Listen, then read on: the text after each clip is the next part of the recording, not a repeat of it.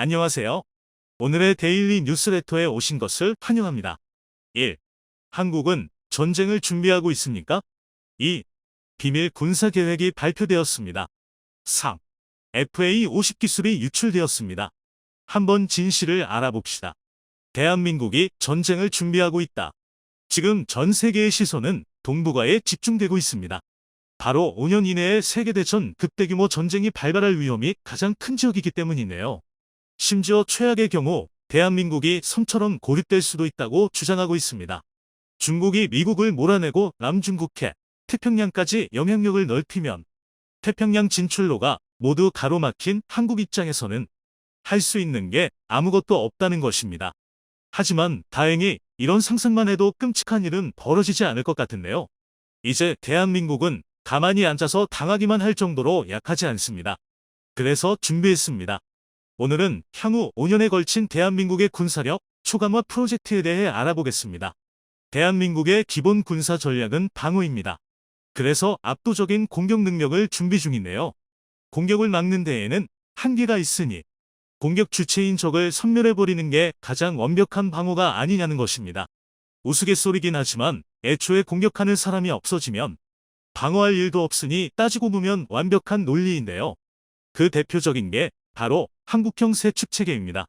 그리고 이 중에서도 특히 우리 군에서 신경 쓰고 있는 분야가 킬체인 즉 선제 타격을 위한 역량 강화인데요.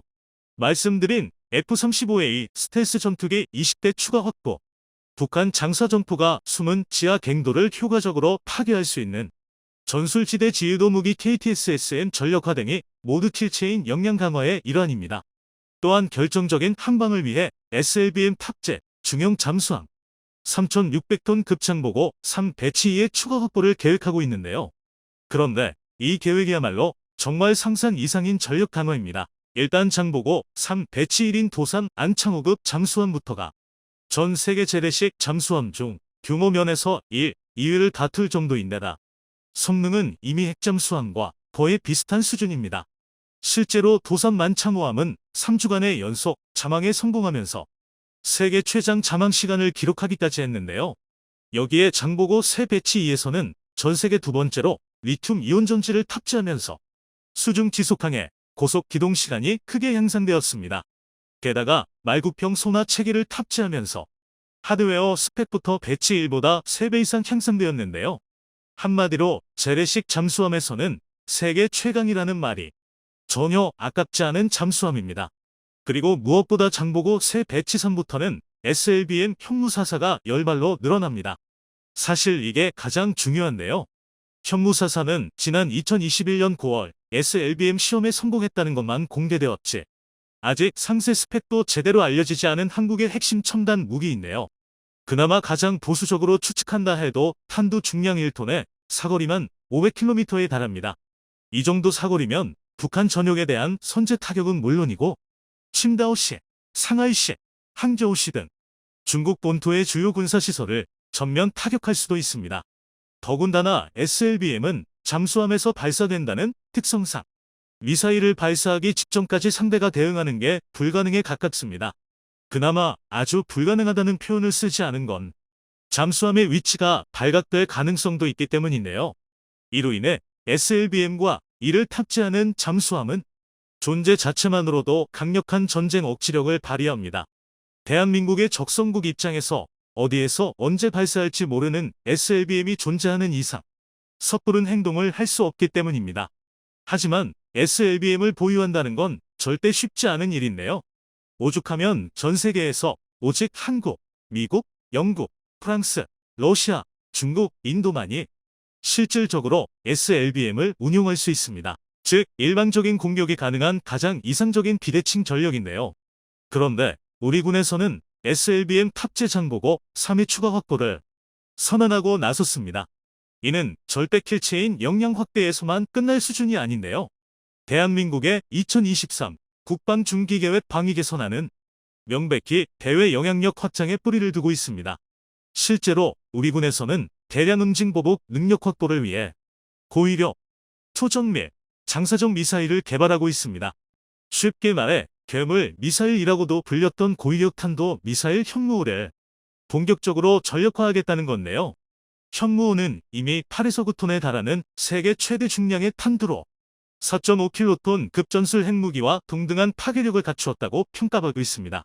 물론 단순 폭발력만으로 미사일의 위력을 설명하는 데는 한계가 있는데요. 하지만 현무호는 8에서 9톤 탄두를 탑재하고서도 최대 사거리가 600km에 달해 북한 전역을 타격할 수 있습니다. 게다가 여기서 탄두 중량을 1톤 이하로 줄이면 최대 사거리가 3000km 이상으로 치솟습니다. 이렇게 되면 사실상 중국 전역을 사거리에 놓는 건데요. 심지어 0.5톤의 탄두를 탑재하면 최대 사거리는 무려 11,000km까지 상승합니다. 그럼 서울을 기준으로 삼아도 러시아 모스크바를 직접 타격할 수 있는 건데요. 이로 인해 다수의 전문가는 현무호를 한국이 보유한 첫 번째 ICBM으로 보고 있습니다. 다만 국제적 분쟁을 줄이기 위해 탄두 중량을 높이는 방향을 선택했다는 건데요. 하지만 이런 상황에서 현무호의 수량을 증대시키겠다는 건 결국 불안한 동북아 점세에 발맞춰 외부 영향력을 확대해 나가겠다는 의미입니다. 이뿐만이 아닙니다. 우리 군에서는 총력전 체계를 더욱 단단하게 구축하고 있는데요.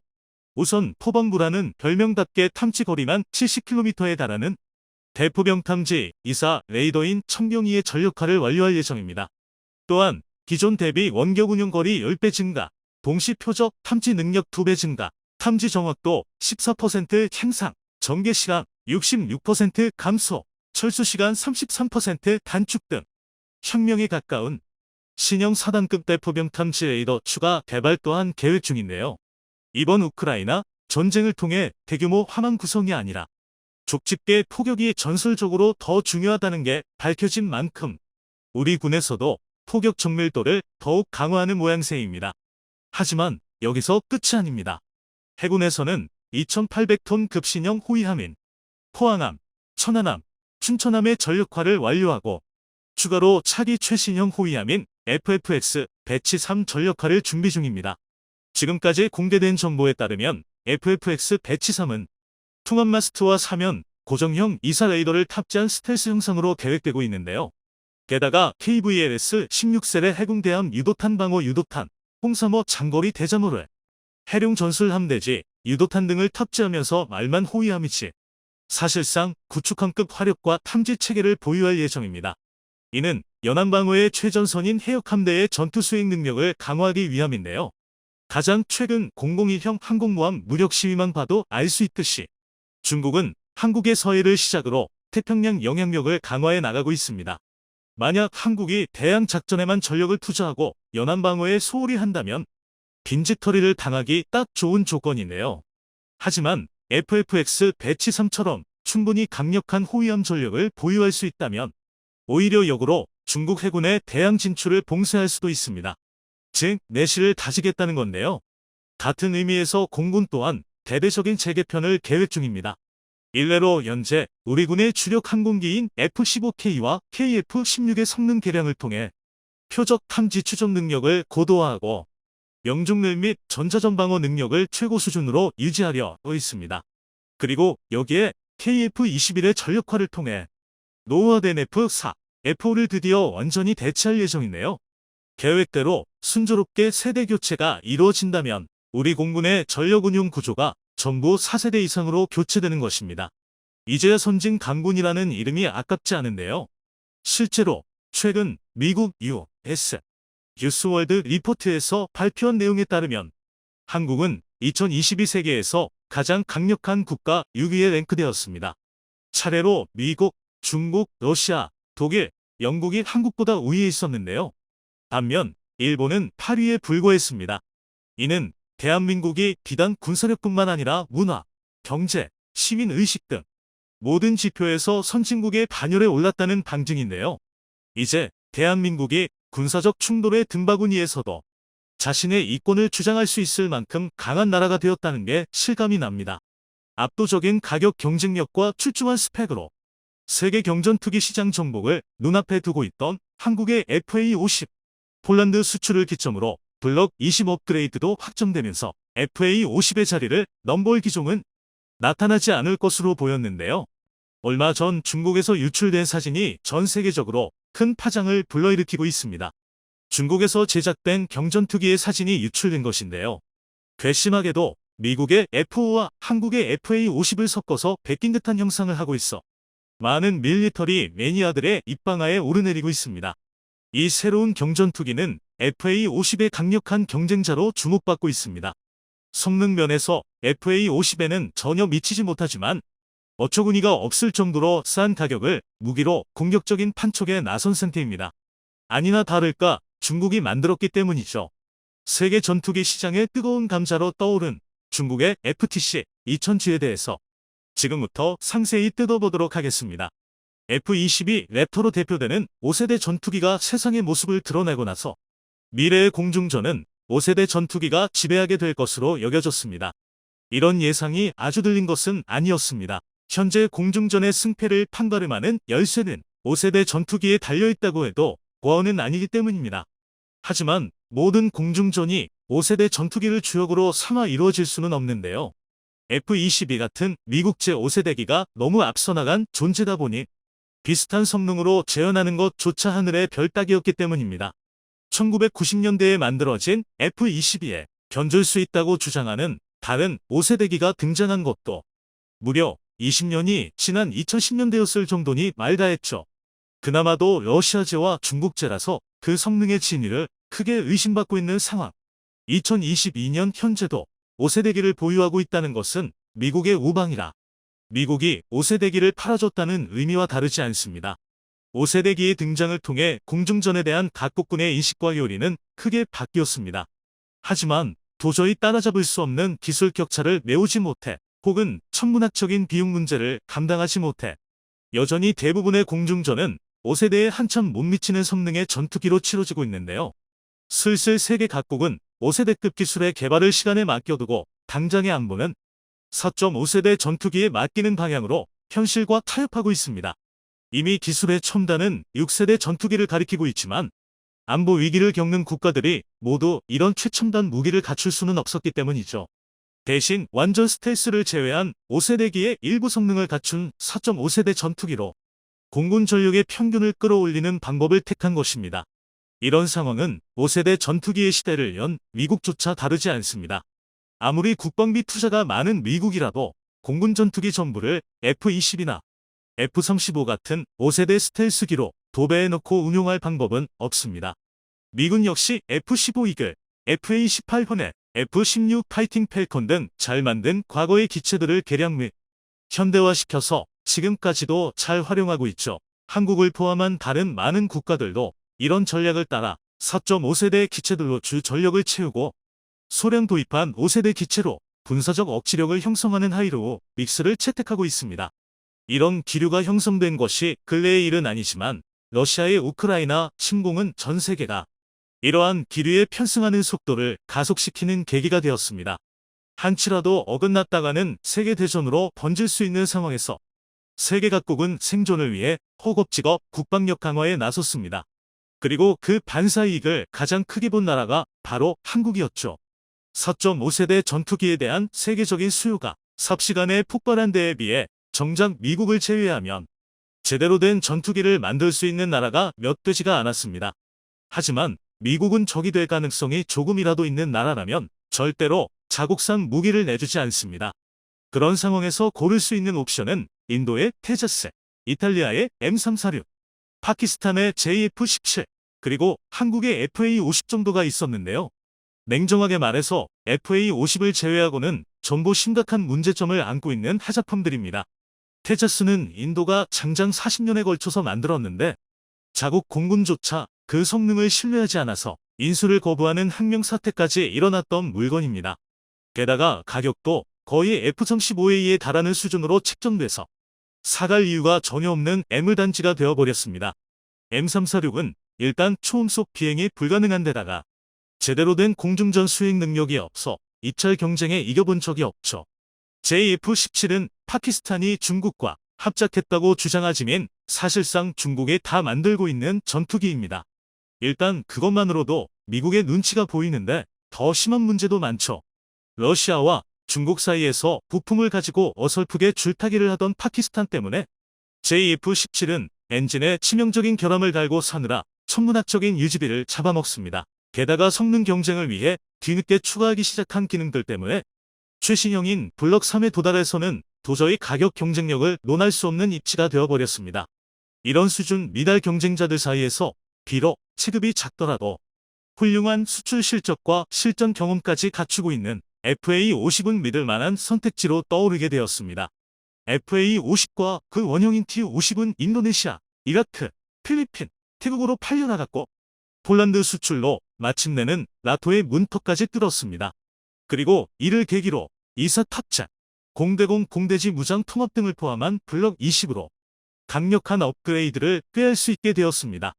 그리고 이 개량이 끝날 쯤에는 FA52 세계 경전투기 시장을 제패하는 것이 꿈이 아니게 될 예정이었죠. 그런데 여기서 예상치 못한 복병이 나타났습니다. 그 이름은 FTC 2000G. 중국에서 제2의 구훈련기를 개조해서 만든 경전투기였습니다. FTC 2000G의 스펙은 사실 FA50에 비할 바가 못 됩니다. 최대 속도 마하 1.2, 폭정량 역시 3톤으로 솔직히 말해서 FA52 도저히 자랑할 수 없는 스펙에 있어서도 모자라는 모습을 보여주기 때문입니다. 그런데 어떻게 이런 전투기가 FA50의 지위를 흔들 수가 있는 걸까요? 그 원인은 바로 가격에 있었습니다. FA50도 가성비로는 어디 내놓더라도 부족하지 않지만 FTC 2000G의 가격은 상상을 초월하는 수준입니다. 기본가가 40에서 50억, 풀옵션이 80에서 100억이라는 말도 안 되는 가격인데요. FA50이 최근 폴란드에 판매되며 도장을 찍었을 때 대당 가격이 약 811억 원이었는데 이 정도조차 다른 경쟁 기체들의 반값 수준이었습니다. 그런데 FTC 2000G는 그 FA50의 8분의 1 가격이란 것입니다. 민수용 경비행기의 가격이 20억 원짜리라는 것을 생각하면 상식을 파괴하는 수준입니다. 이런 일이 가능했던 이유는 FTC 2000G의 원본인 JL92 냉전 시대를 휘날렸던 소련제 전투기 미그 21을 바탕으로 만들어졌기 때문입니다. 중국에서 라이센스 생산한 분량만 해도 수천 대에 달하다 보니 생산 단가를 극한까지 줄일 수가 있었던 것이죠. 그 결과 거의 장갑차 가격으로 전투기를 살 수 있다 보니 벌써부터 중국 무기를 사는 데에 거리낌이 없는 나라 몇몇이 이를 사갔습니다. FTC 2000G에는 JF-17 블럭 3과 동급인 수출용 이사 레이더 LFK-601가 탑재되어 있고 중국판 암램으로 불리는 PL-12 중거리 공대공 미사일이 동합되어 있어 사거리 90km 이상의 BVR 전투까지 가능하다고 합니다. 더불어 중국제 공대함, 공대지, 대레이더 미사일 역시 탑재할 수 있고 정밀 유도 폭탄도 달 수 있다고 하죠. 객관적으로 봐도 가격에 비해서 상당한 성능입니다. 물론 중국산인 만큼 이 전투기가 제대로 작동을 하는지는 두고 봐야 하는 일이지만 저 압도적인 가성비는 어느 정도의 하자조차 감수하고 쓸 가치가 있는 정도입니다. 가격도 성능도 놓쳐버린 JF-17의 실패를 딛고 탄생한 FTC 2000G는 이제 정말로 FA50의 수출기를 막을지도 모르는 경쟁자가 되었습니다. 수출 시장에서 FA50의 강점 중 하나는 미국과의 관계가 껄끄럽거나 미국이 자국 전투기 수출을 거부한 적이 있었더라도 한국과는 거래할 수 있는 가능성이 있다는 것이었습니다. 하지만 FTC 2000G가 등장한 이상 그런 나라들이 그냥 FA50을 포기하고 중국과 손을 잡는 방향으로 선회할 가능성이 생겼습니다. 세계는 냉전을 거치며 이런 구도를 이미 경험해 본 적이 있죠. 미국이 과거 전 세계의 동맹국의 수천 대나 팔아댄 F 프리덤 파이터와 구소련이 마찬가지로 동국관 국가들의 엄청나게 팔았던 미그 21의 경쟁 구도입니다. F5의 경우 우리나라만 해도 무려 340기를 도입했고 대만은 400기가 넘게 도입했을 만큼 서구권 전체에 널리 보급됐고 그 이름처럼 냉전기 서방 자유세계 공군의 상징과 같은 존재가 되었습니다. 한편 미그 21도 총 생산량만 1만 대가 넘는 베스트셀러죠. 미그 21 역시 F5와 마찬가지로 냉전기 동국권을 상징하는 무기였습니다. 그런데 얄궂게도 정작 FTC 2000G의 외형은 기반이 된 미그 21보다는 F5와 FA50을 쏙 빼놨습니다. 전투기를 비롯한 항공기에 있어서 그 형상은 곧 성능을 나타냅니다. 아무리 여태껏 항공기 형상의 역사가 한 가지 형태로 압축되는 수렴 진화의 양상을 띄었다고는 하더라도 캐노피와 엔진부의 형상은 F5나 FA50을 참고하지 않았다고 발뺌할 수가 없는 수준입니다. 매번 고래왔듯이 중국이 또 양심도 없이 타국 기술자들의 성과를 베낀 것입니다. 중국은 몇 달 전 새로운 스텔스 전투기 J-35를 공개하면서 자신들이 미국의 F-35를 베꼈다는 정황을 숨기려고도 하지 않았죠. 센서, 레이동, 조종석 구조, 개폐 방식까지 어처구니 없을 정도로 똑같았는데요. 한국이 KF-21을 날리고 얼마 되지 않아 깜짝 공개된 J-35는 누가 봐도 F-35와 판박이었고 심지어는 제식 번호까지 베껴놔서 전문가들조차 고개를 내저었습니다. FTC 2000G 역시 마찬가지의 맥락이었을 것으로 보이는데요. 물론 앞서 말했듯이 FA50을 비롯한 서구권의 무기들이 이보다 못하지는 않으니 싸워서 질 걱정은 하지 않아도 될 것입니다. 하지만 시장에서의 경쟁력이라는 차원에서는 충분히 경계할 만한 대상이 되죠. 두려워할 필요는 없겠지만 그렇다고 해서 적성국인 중국의 무기를 과소평가하는 것도 바람직하지 않을 것입니다. 부디 한국이 이러한 위기를 현명하게 극복할 수 있기를 바랍니다.